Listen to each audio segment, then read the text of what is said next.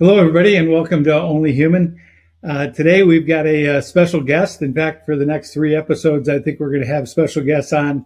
But today, my guest is Max Trescott, and he is reciprocating because I was on his podcast the other day, and unlike this one, which I think he's doing pretty well, he has a really, really powerful podcast. Max is a host of Aviation News Talk podcast. And it's rated quite often on Apple iTunes as the top aviation news podcast. So congratulations, Max. He's also a published author, a bunch of aviation-related books, computer training courses, glass cockpit stuff used by flight schools around the world. And in addition to that, I'm going to get the year wrong. Was it 2008? You were the National CFI Certified Flight Instructor of the Year.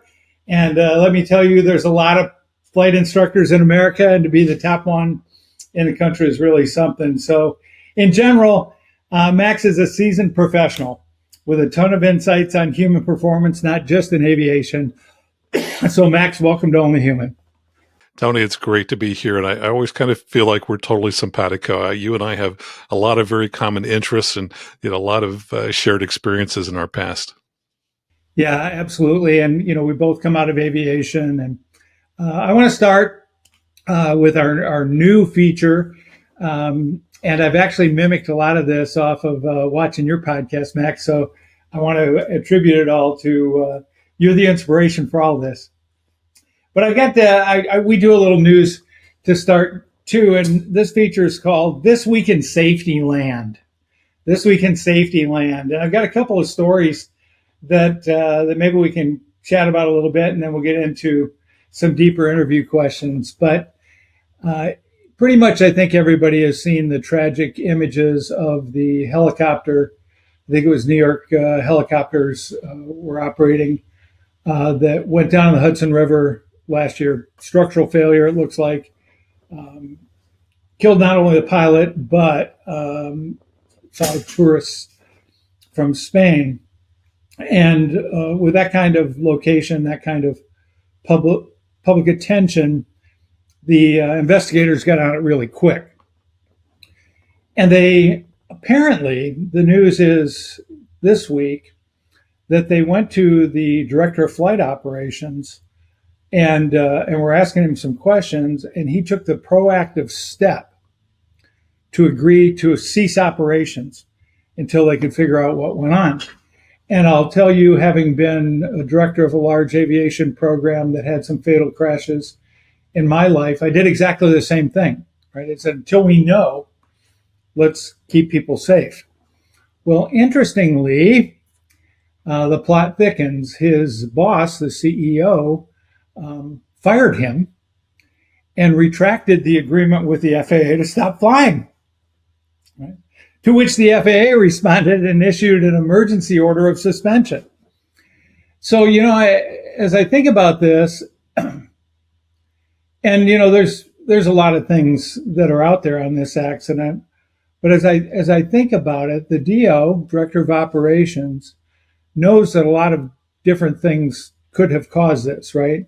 Now, there was some stuff going around that the pilot radioed in and said he needed fuel. I promise you, he didn't run out of fuel, right? If he did, you guys can have half of my next month's Air Force retirement check. He was just saying, next time I land, I got to fuel up before we go out again. Helicopters don't fall apart in midair because they ran out of gas, right? So the DO knows this, and he's thinking something might be wrong. Maybe it's a part, maybe it's maintenance, who knows? Maybe it's a type model type issue, but he errs on the side of safety.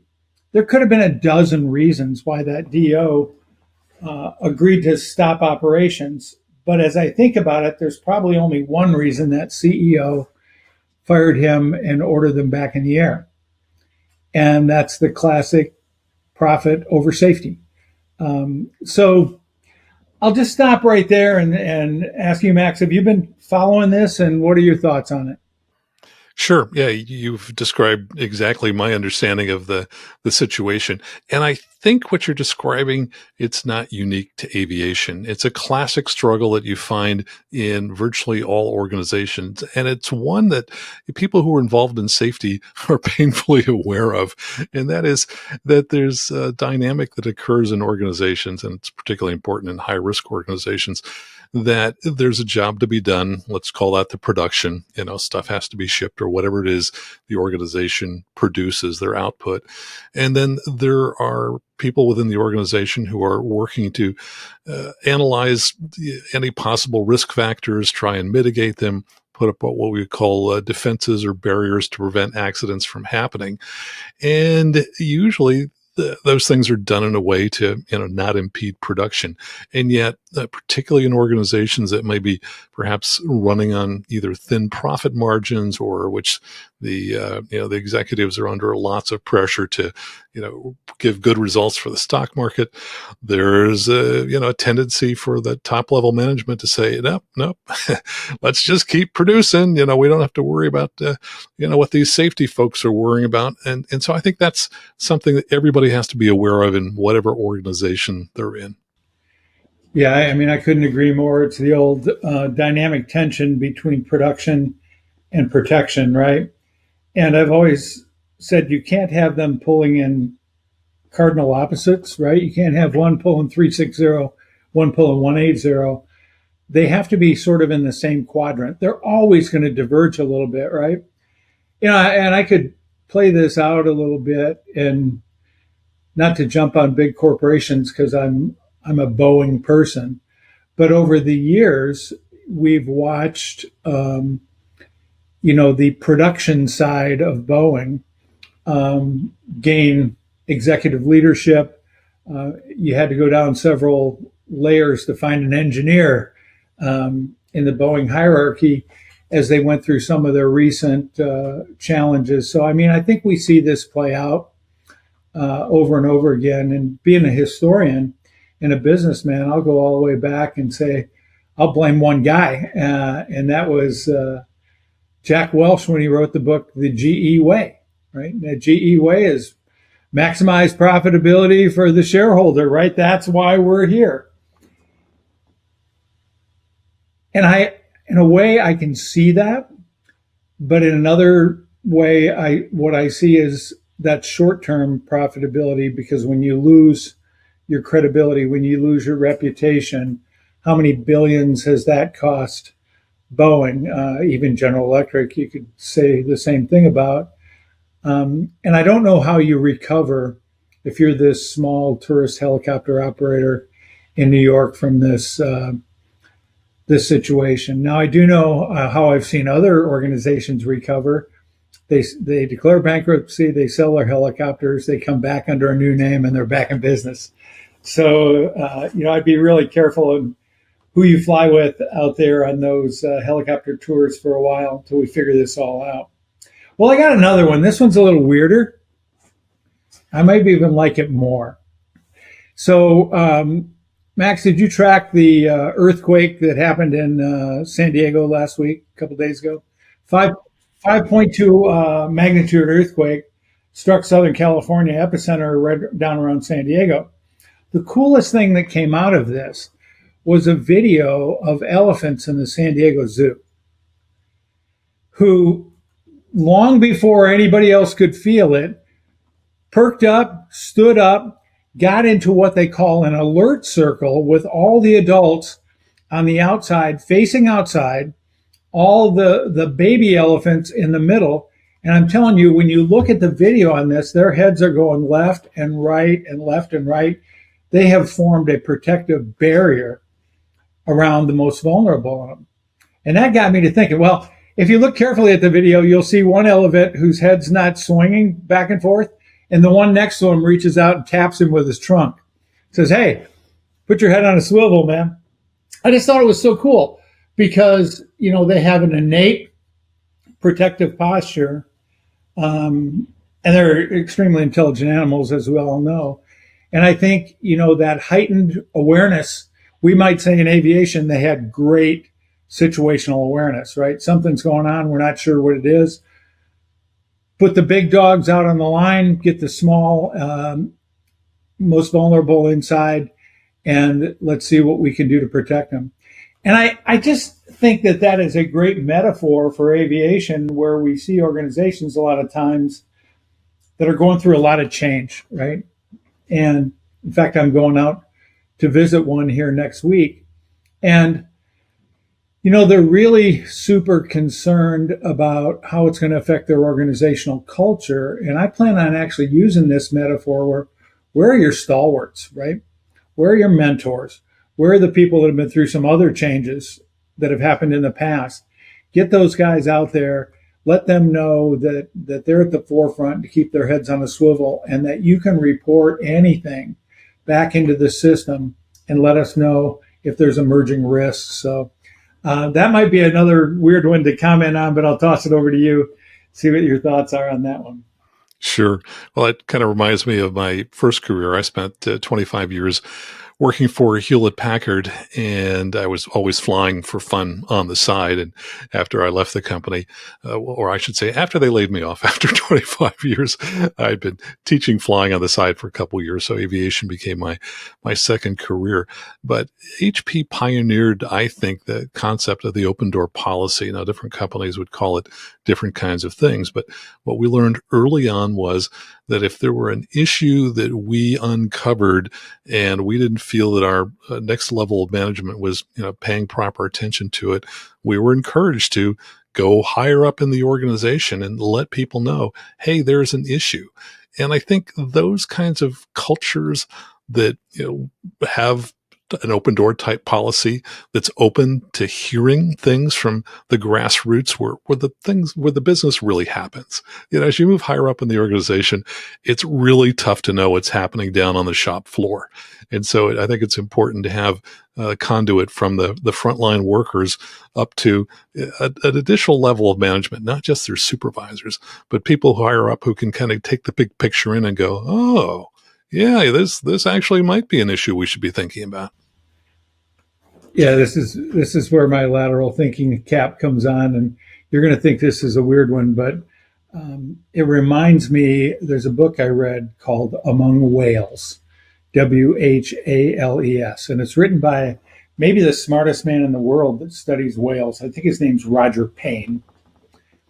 Anyways, in that book, I've got this thing highlighted and triple starred and underlined. He's got a phrase that exudes the ultimate humility of somebody in an executive office toward the line. He says, any observant local knows more than any visiting scientist.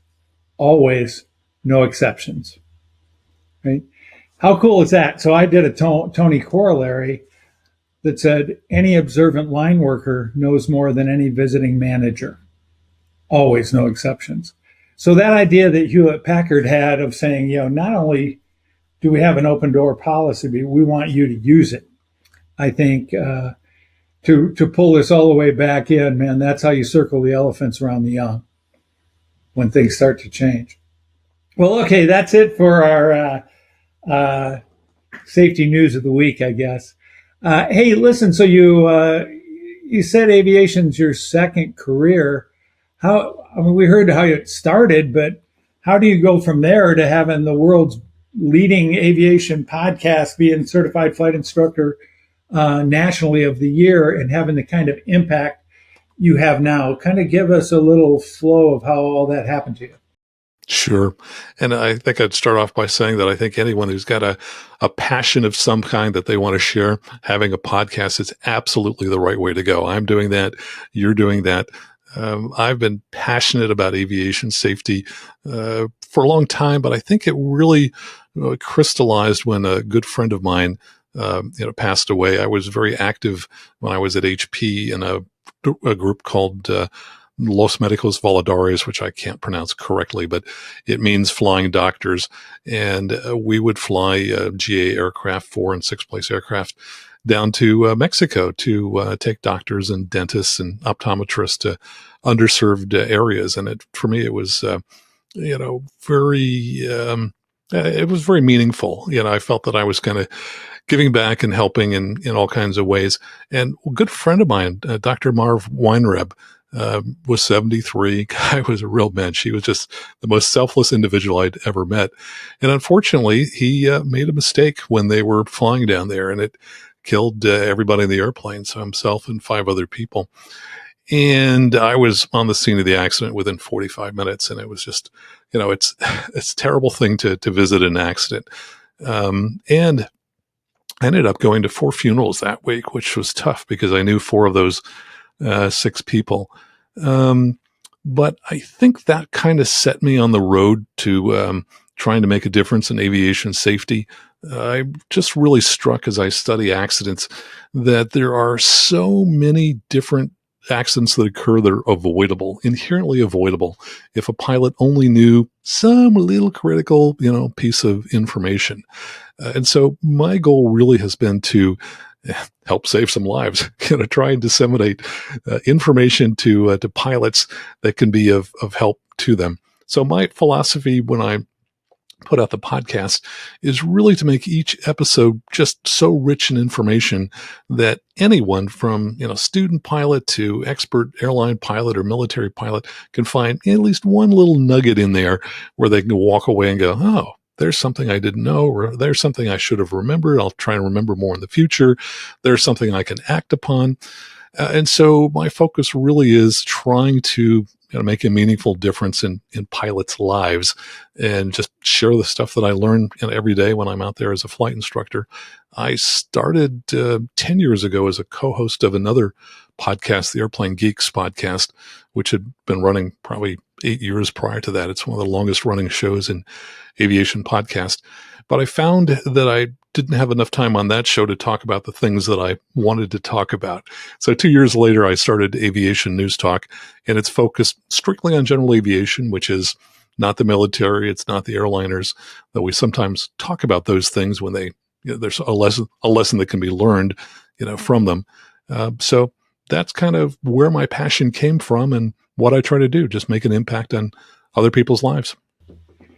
Yeah, I think I have a similar story. My safety journey began in tragedy, and I think that happens for a lot of people. I wish that there will come a day when people get passionate about it without that kind of incident or tragedy to have to motivate it.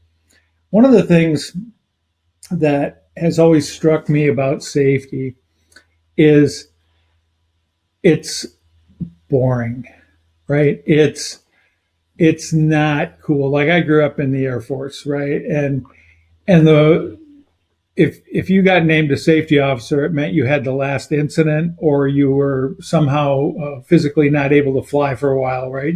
It would typically come with a statement like, "I hate to do this to you, but I'm going to have to make you the safety officer. I'll get you out of there as soon as I can," right? It was really seen as a back room, and I don't know how we cure that. How do we make safety as glamorous as tactics, as sexy as breaking records, or I don't know. You kind of get where I'm going with that. How do we elevate the stature of safety in the minds of young people who come to fly, and they're not thinking about safety? They're thinking about money, or they're thinking about prestige, or they're thinking about whatever it is, that love of the air. And then safety comes along with it, but how do we bring it more to the forefront? Yeah, how do we make safety cool? And maybe it's through the a side door. I think that professionalism is something that's absolutely core to safety, and there's a lot to professionalism.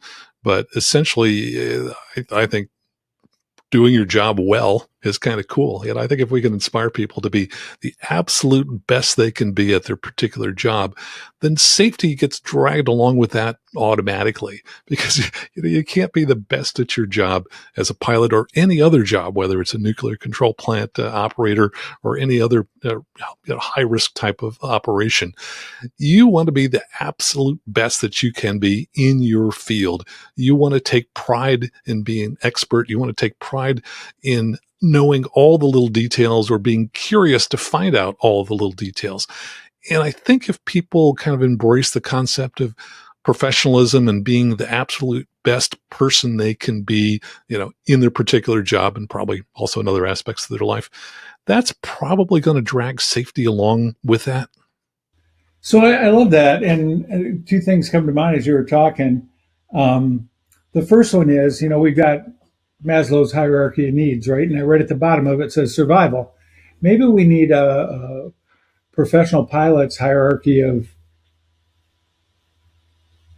growth or professionalism where safety sits at the bottom and then you kind of climb that ladder. But that's not the thing that sprung at me. This is where we're going to get to know each other a little better here. Have you ever seen the movie Fight Club?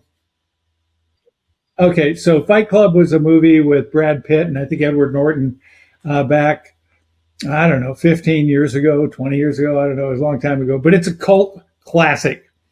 And there's the first rule of Fight Club.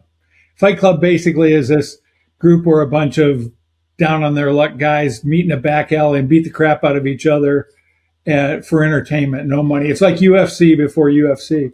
But the first rule of Fight Club was don't talk about Fight Club, right? So maybe that's the first rule of safety, right? Don't talk about safety. Talk about professionalism. Talk about expertise. Talk about what it means to be a true professional, an elite in our industry, and bring it in through that side door. I really like that insight, Max. Thank you.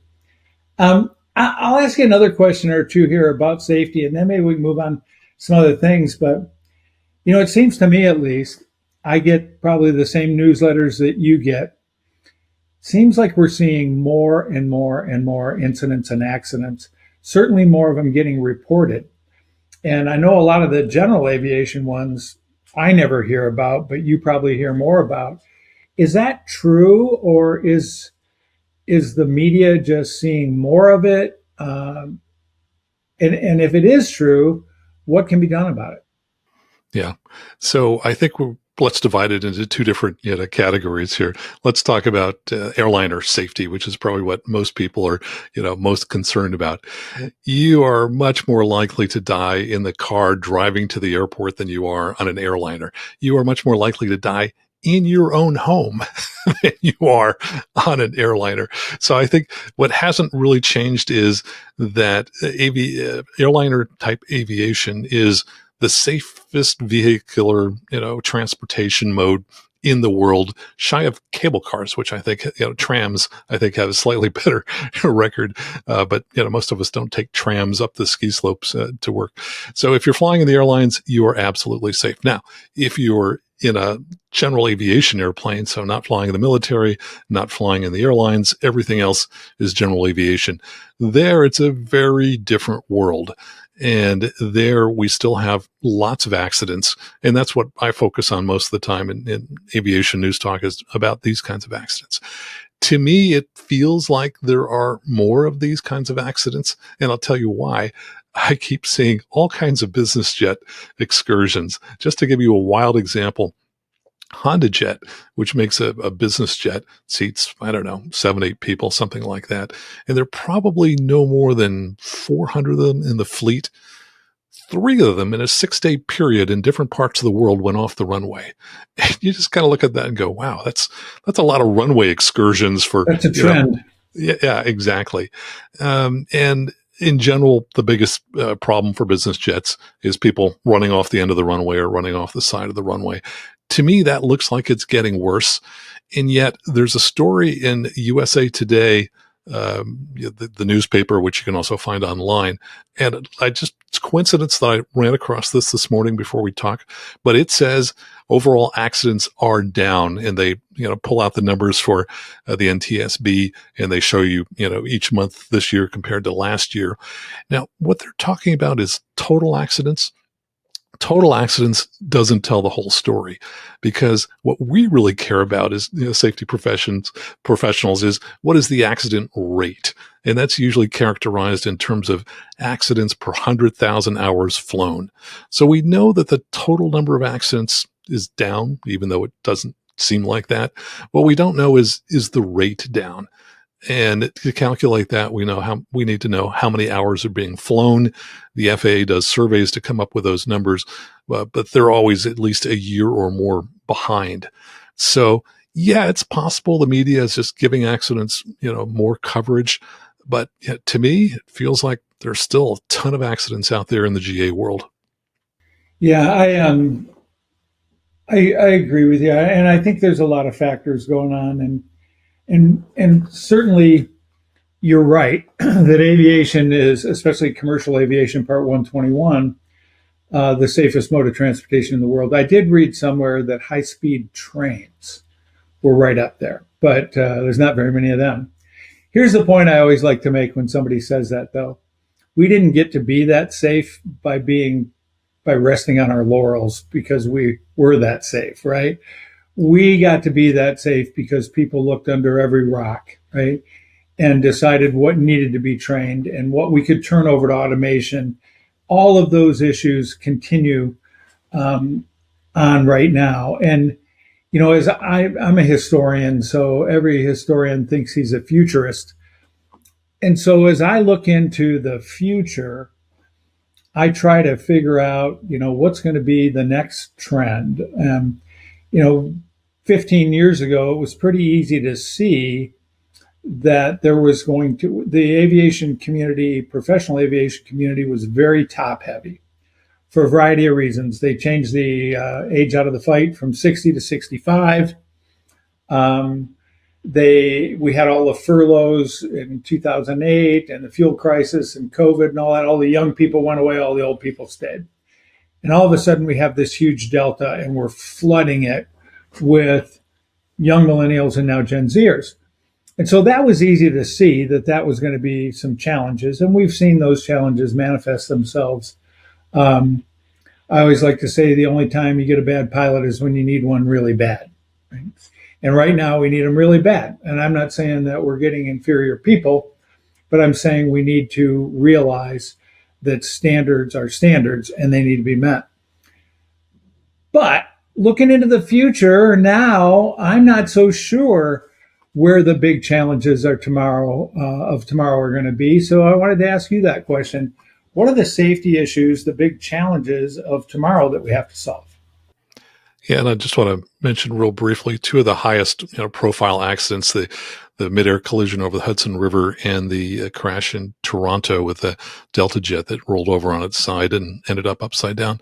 Both of those were flown by relatively low time pilots. Interestingly, in Toronto, that pilot had fewer than 1,500 hours, which we usually think of as the normal minimum for getting an ATP certificate, though there are ways to get them with fewer hours. So, and the NTSB says in general that people with fewer hours and type in an aircraft are more likely to have an accident. So yeah, I think this turnover that we're having, a lot of new folks coming in, hate to say it, no folks, we're not picking on you, but if you have less experience, you generally have, higher accident rates. But safety issues of tomorrow. I like, by the way, that you're always looking for trends, and I think that's an important way to go. In terms of safety issues, I think they're going to continue to be the same as they are today. And that is, I used to think incorrectly that if one worked really hard on safety, they could, figure out all the problems, get to some static, position where everything was now perfectly safe. And what I've realized over time, especially as I've taken more courses and studied safety, is I realize that's absolutely false. One of the big challenges is that these environments are dynamic. Things are constantly changing. So even if you think, hey, we got our organization perfectly set up, man, we got this safety thing nailed, we can now focus on everything else, you're wrong. You're absolutely wrong, because things change.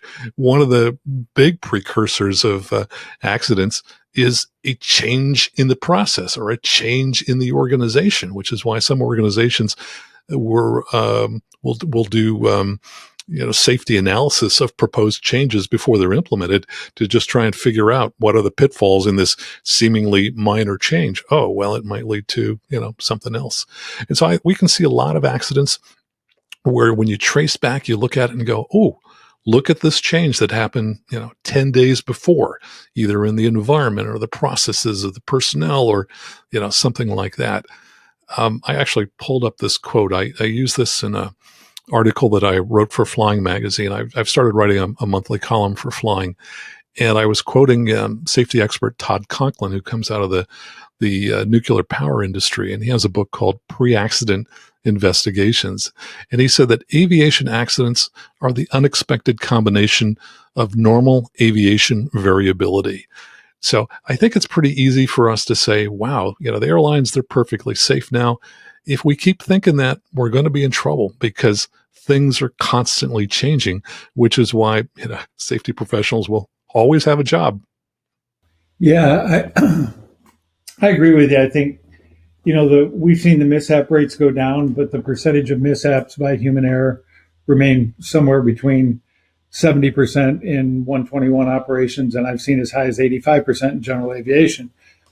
Give or take 5 or 10% in either direction for the year you're in. So the more things change, the more I don't mean to sound trite here, but the more they remain the same, people don't adjust well to change.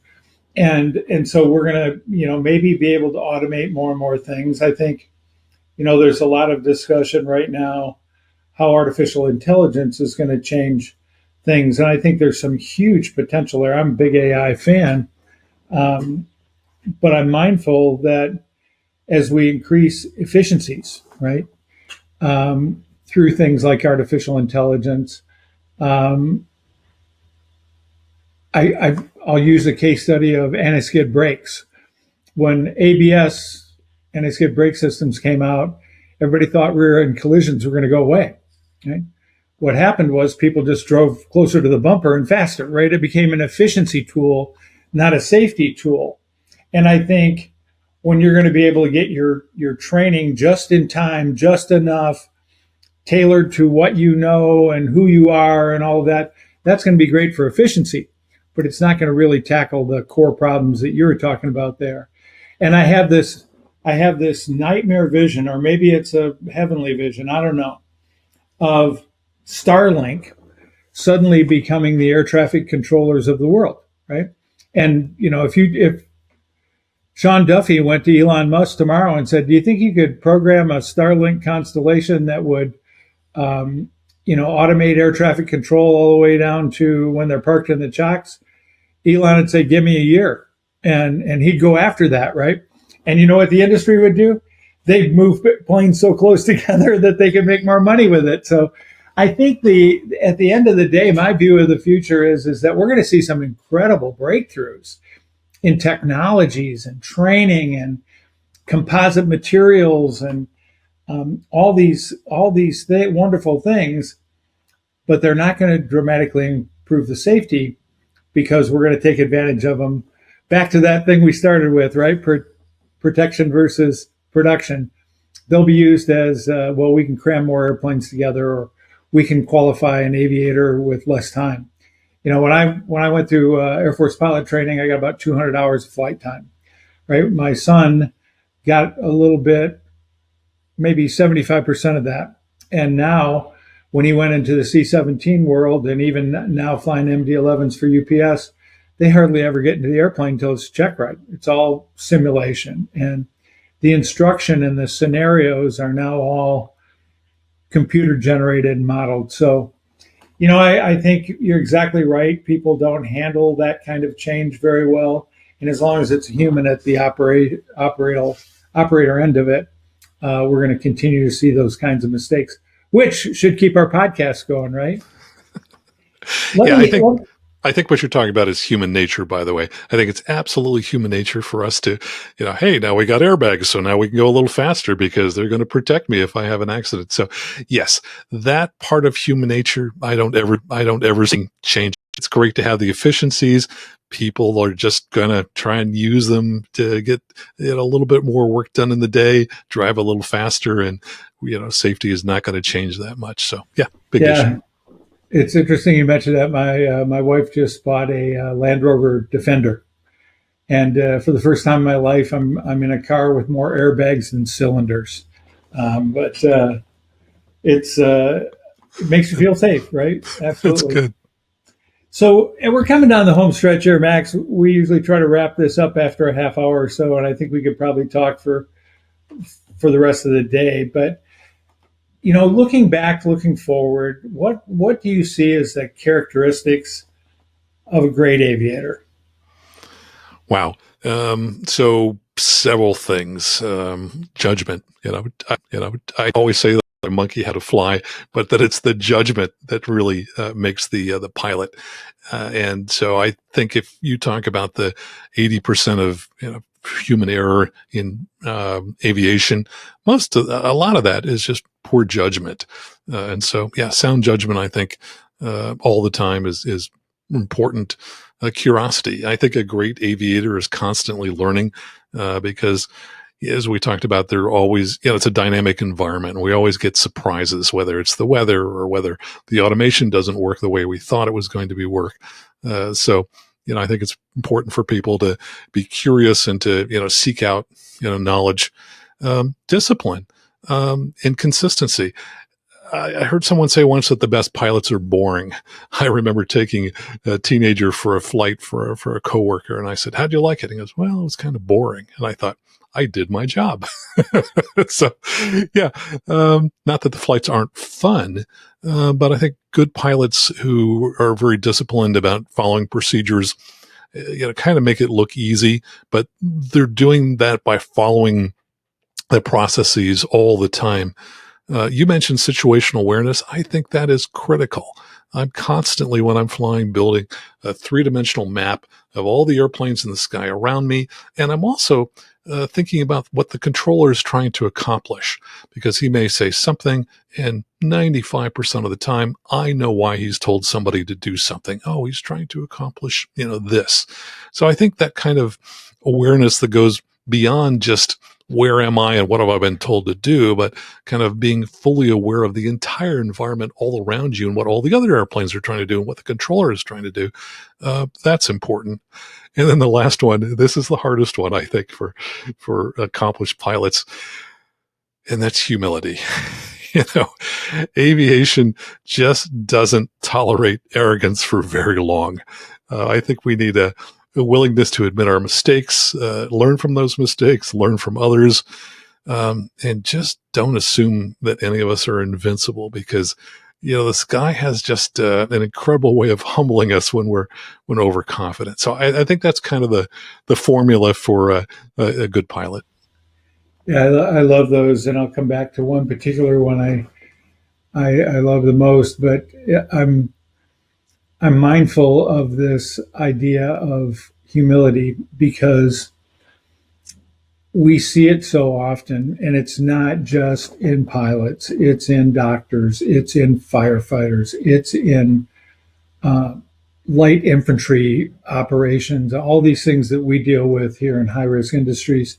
um, I call it the expert's curse, and that's that point where you get to where I've seen everything before, right?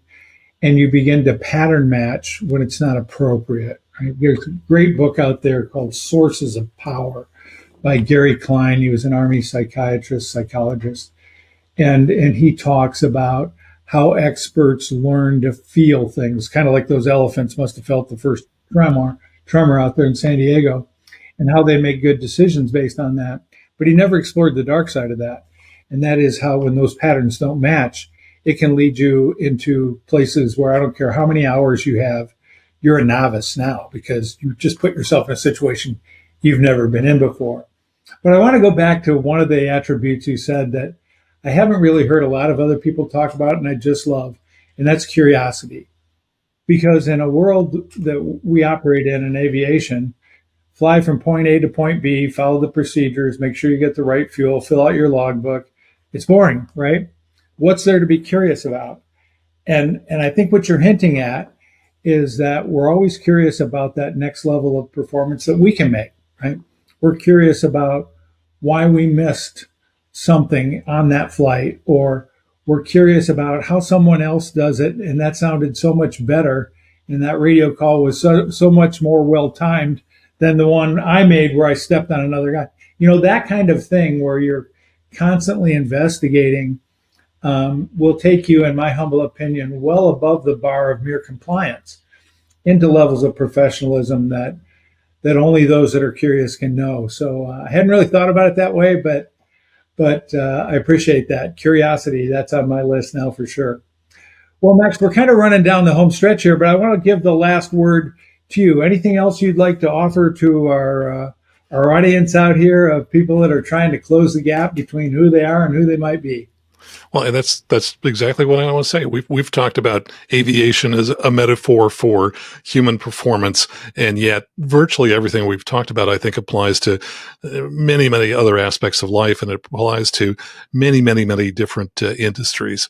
And the only thing I also throw out is we've talked about aviation in a lot of the negative terms, but I want people to understand it is so much fun to learn to fly. If you've thought about it, definitely consider doing it, and don't wait till you have the time or you have all the money, because at that point you may not be fit to fly if you're starting it too late in life. But also keep your mind active and engaged. 2 years ago at age 66, I became a helicopter pilot just because I wanted to learn something new, and that has just been a phenomenal source of insight to me, as well as joy. So I would say anybody who's interested in aviation, come on over to Aviation News Talk podcast, because we talk about everything aviation, and try to have a fun time doing it while we're also talking about a little bit of the darker side that we've talked about today.